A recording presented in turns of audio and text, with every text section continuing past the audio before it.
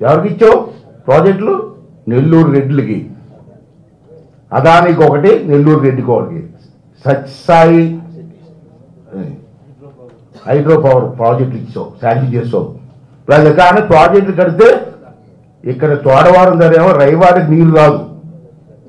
మరి రైవాడికి నీరు, కోణం కానీ రైవాడికి నీరు రాకపోతే అది రైతులంతా ఏమైపోతారండి రిజర్వాయర్లో? మన విశాఖపట్నం టౌన్కి వచ్చి నీరు ఎక్కడి నుంచి వస్తుందండి? అక్కడి నుంచి వస్తుంది. ఇలా ప్రాజెక్ట్ కడితే నీరు రాకపోతే విశాఖపట్నం తాగడానికి నీరు ఎక్కడి నుంచి వస్తుంది? జ్ఞానం ఉందా నీకు? లోకల్గా ఉన్నటువంటి నాయకులని చెప్పాలి కదా, తప్పు అని చెప్పాలి కదా. అక్కడ చింతపల్లి దగ్గర అక్కడ ప్రాజెక్ట్ శాంక్షన్ చేశాడు. అధికారులు కడితే తాండవ రిజర్వాయర్ నీరు రాదు, పైనుంచి అడ్డు కట్టేస్తున్నారు. తాండవ రిజర్వాయర్ ఎంత? 53,000 ఎకరాల సాగు. ఆ రిజర్వాయర్ కడితే రైతులంతా ఏమవ్వాలా? రైతు రాజ్యం అంటాడు, మళ్ళీ రైతు రాజ్యం అంటాడు. ఏ రాజ్యం అండి ఇది? ఏం చేసావు నువ్వు?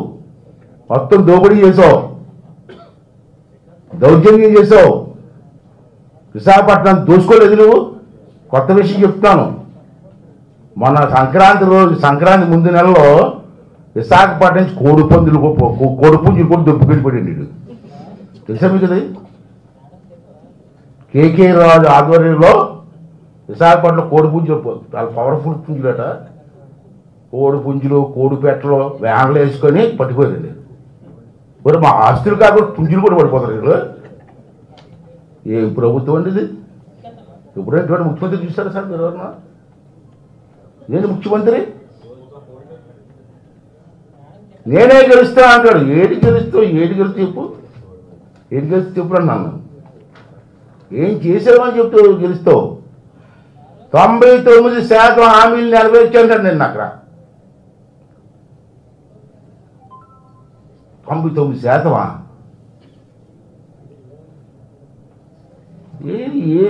ఎలా చెప్పగలుగుతున్నావు జగన్మోహన్ రెడ్డి? సిగ్గు, అబద్ధం ఆడడానికి కూడా సిగ్గు లజ్జ లేకపోతే అలాగే. మెజార్టీ ఎంపీలు ఇవ్వండి, ప్రత్యేక హోదా తీసుకొస్తాను మాట ఇచ్చా కదా, చేసావా? ఈ 99 అంటే 100 ఇదా? ఇది ఒకటే మిగిలిపోయిందా? 99 అయిపోయిందా కదా? ఇది ఇచ్చావా? ఆ మాట ఇచ్చా కదా. ఓడి ఎంత బ్రదర్, వచ్చి వారం సీఎం అయిపోతున్నాను, సంతకం పెట్టేస్తా అన్నాడు. అది రివ్యూ ఉంది. సిపిఎస్. రెండోది రైల్వే జోన్ అన్నాడు. అది హామీ కదా, చేసేవాళ్ళు లేదు కదా. మరి 99 అంటే ఎలాగన్నారు? మూడోది అధికారంలో పోతే అమరావతి రాజధాని అన్నావు కదా. అమరావతి రాజధాని లేదు, 3 రాజధానులు లేదు, ఏ రాజధాని లేదు. ఇది హామీ కదా. ఇదేనో హామీ. 99 ఎలాగన్నావు? ఆ ఫిగర్ ఎందుకు వచ్చింది నీ నోటంట? ఇది అబద్ధం కదా, పచ్చి అబద్ధం. అన్ని వేల మందిలో అబద్ధం ఆడుతున్నావు అంటే సిగ్గు లజ్జం లేదు ముఖ్యమంత్రి స్థాయిలో ఉన్న వ్యక్తి. తర్వాత ఇందాక చెప్పాను ప్రత్యేక హోదా, సిపిఎస్ కూడా చెప్పాం. సిపిఎస్ రెండోది నిరుద్యోగులకి ప్రతి జనవరిలో కూడా జాబ్ క్యాలెండర్ ఇస్తాను మాట ఇచ్చే కదా, ఇచ్చావా? అది హామీ కదా. మరి అదెన్నో హామీ? 99 అయిపోయినా కదా, మరి ఇదెన్నో హామీ? అధికారులకు వచ్చిన వెంటనే 2,30,000 ఉద్యోగులు భర్తీ చేస్తాడు. రికార్డు ఉంది నా దగ్గర. అదన్నమాట. ఎంతమందికి ఇచ్చావు? మొన్న నేను ప్రెస్ మీట్ విజయవాడలో ప్రెస్ మీట్ పెడితే ఆ సజ్జల రామకృష్ణారెడ్డి నాకు నాకు అడిగి మాట్లాడతాడండి పెద్ద పోటుగాళ్ళగా. నేను ఎందుకు ఇవ్వలేదు? అజయనపోతే నీకేం చేసాయా? ఇవ్వలేదు. చేపల దుకాణాలు, మాంసం దుకాణాలు ఇచ్చా కదా, గాంధీ షాపులు ఉద్యోగం ఇచ్చా కదా, అవి ఉద్యోగాలు కదా అడుగుతున్నాడు. తిరిగి నాకు రిప్లై, అదేంటి ఉద్యోగాలు? అవి కూడా ఉద్యోగాలు కౌంట్ చేస్తావు నువ్వు?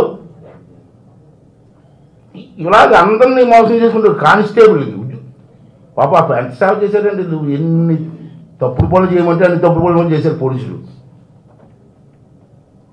అర్ధరాత్రి వెళ్ళి ఇంట్లోకి వెళ్ళి అరెస్ట్ చేయమని చేశారు మాలాడారు అందరినీ. రఘురామరాజు గారిని అయితే పోలీస్ స్టేషన్ తీసుకెళ్ళి బట్టలు కూడా తీసి కొట్టేశారు. నన్ను కొట్టడానికి ట్రై చేశారు. దేవుడి దేవాలు కోర్టు ఆర్డర్ ఇచ్చింది, బయటకు వచ్చాను నేను. అనుకో రఘురామరాజు తట్టుకున్నాడు కాబట్టి చచ్చిపోతుంది. నేనైతే తెలియపోతుంది. నేను ఇలాంటి పనులన్నీ కూడా పోలీసులు చేయించి ఆ పోలీసులు కూడా మోసం చేసేది. ఏమన్నారు పోలీసుల్ని? వచ్చిన కానిస్టేబుల్ 6,500 కానిస్టేబుల్ తీసేస్తున్నారు. పెన్షన్ 3,000 అన్నారు. ఇప్పుడు అంటాడండి 3,000 ఇచ్చేసాను కదా, నేను మాట నిలబెట్టుకున్నాను కదా అన్నాడు. ఇక్కడ ఎంత మోసం చేశాడో ఒకసారి మీరు కూడా అర్థం చేసుకోండి. ఎన్టీ రామారావు గారు స్టార్ట్ చేశారు పెన్షన్ ఫస్ట్లో, దాన్ని అలాగ అందరూ పెంచుకుంటూ వచ్చారు. రాజశేఖర రెడ్డి గారు కూడా వచ్చి 250 పెంచారు ఆ రోజుల్లో. ఉన్నమాట చెప్పుకుంటారు, ఏ ముఖ్యమంత్రి చేసి చెప్తాం. రాజశేఖర రెడ్డి పెంచారు, చంద్రబాబు నాయుడు 2,000 చేశారు. మొన్న ఎలక్షన్లో మేము 3,000 ఉన్నాం, నువ్వు 3,000 ఉన్నావు. ఈ జనం